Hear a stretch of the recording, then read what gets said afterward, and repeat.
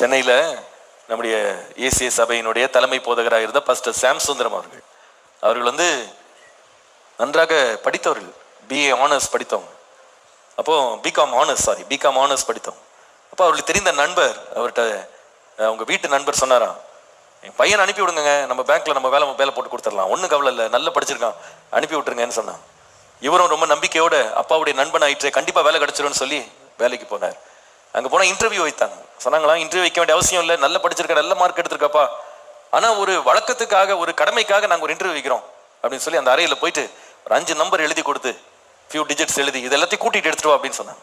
இவர் போனார், போய் எல்லாம் கூட்டினார், கூட்டி எடுத்துகிட்டு வந்து கொடுத்தாரு. கொடுத்தா அவங்க பார்த்துட்டு அந்த மேனேஜர் சொன்னாராம், தம்பி கொஞ்சம் அவசரப்படாதீங்க, திருப்பி போய் கொஞ்சம் எண்ணிட்டு வாங்க, இது சரியா இல்லை அப்படி. இவருக்கு ரொம்ப சங்கடமாயிட்டு, என்ன 5 நம்பரை கொடுத்து எண்ணிக்கை பண்ண சொன்னா வரலையே. இப்போ எண்ணி பார்த்தா வேற நம்பர் வருது, வேற ஆன்சர் வருது. இவருக்கு ஒன்றும் புரியல, என்ன இது புதுசு ஆன்சர் வருதுன்னு சொல்லி திருப்பி இவர் எடுத்துட்டு போய் கொடுத்தாரு.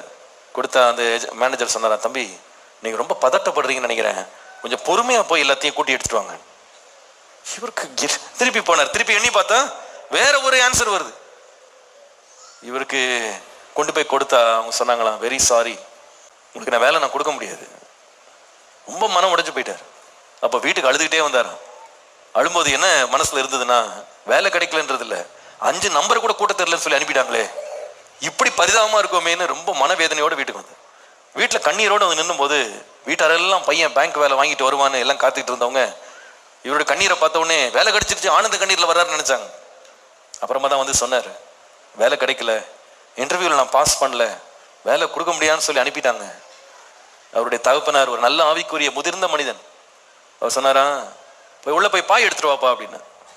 பாய் எடுத்துட்டு வந்து விரிச்சுட்டு எல்லாரையும் வர சொன்னாராம். எல்லாரும் வாங்க முட்டி போடுங்க. எல்லாம் முழங்கால் படிக்கிட்டு, நம்ம பிள்ளைக்கு ஆண்டவர் வேலை கொடுக்காததுக்காக கர்த்தரை ஸ்தோத்திரம் பண்ணுவோம். எல்லாருக்குமே புரியல என்ன இவர் பேசிட்டு இருக்காரு.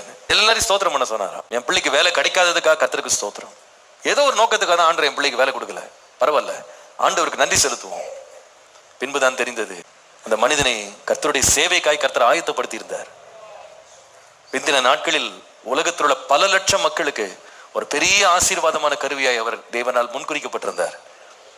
அவருடைய மரணம் வரைக்கும் மகிமையான ஒரு ஊழியத்தை கர்த்தருக்கு செய்தார். நமக்கு காரியங்கள் புரியாம இருக்கலாம், ஆனா நம்ம எக்காலத்திலும் கர்த்தரை ஸ்தோத்திரிக்க நாம் அழைக்கப்பட்டிருக்கிறோம். ஆமீன்.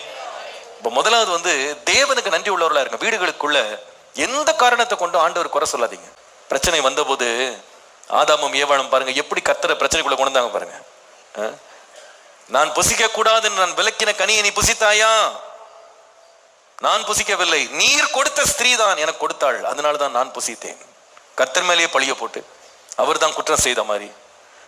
இந்த மாதிரி சில பேர் தங்க வாழ்க்கையில பிரச்சனை வந்தா உடனே கர்த்தர் மேல, நன்மை வந்தா தங்க மேல, எல்லாம் நல்லபடியா நடந்தா நான் கட்டின பாபிலோன் நல்லவான்றுவாங்க. ராத்திரி எல்லாம் படிச்சிருந்தேன், அதனாலதான் இப்படி வந்துச்சு. ஃபெயில் ஆச்சுன்னா கர்த்தர் என்னை மறந்து போனார், கர்த்தர் என்னை கைவிட்டார். என்ன நடந்தாலும் தேவனுக்கு நன்றி, அவரை துதிங்க, அவரை ஆராதிங்க. வீடுகள்ல கர்த்தரை குறை சொல்லி எந்த வார்த்தையும் சொல்லாதீங்க, சொல்ல விடாதீங்க.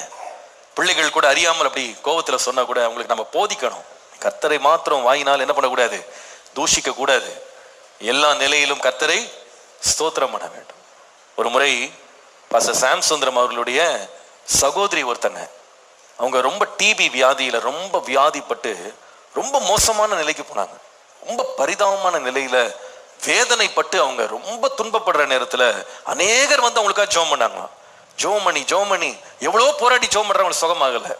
ஒரு முறை அவங்களுக்கு ரொம்ப பேசக்கூட முடியாத நிலையில அவங்க உயிருக்கு போராடி கொண்டிருக்கிற நேரம், அந்த மாதிரி ஒரு பலவீனம் அவர்களை தாக்கி ரொம்ப ரொம்ப சிக்காயிட்ட போது 2 ஊழியர்கள் வந்து அவர்களுக்காக ரொம்ப மனமுருகி ஜெபம் பண்ணாங்க.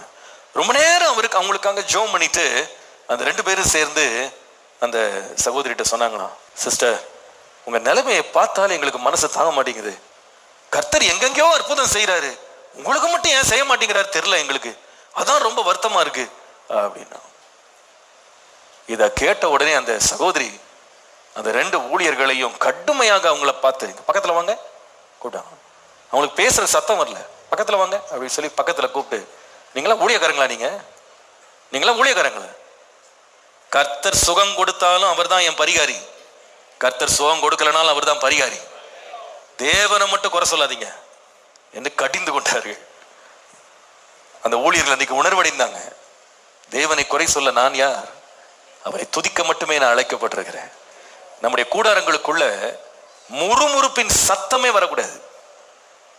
யோபு சொல்லுவது போல என் வாயை பொத்தி கொண்டேன். சில காரியம் எனக்கு புரியல, தேவனுக்கு விரோதமா மட்டும் ஒரு வார்த்தை பேசிட மாட்டேன்.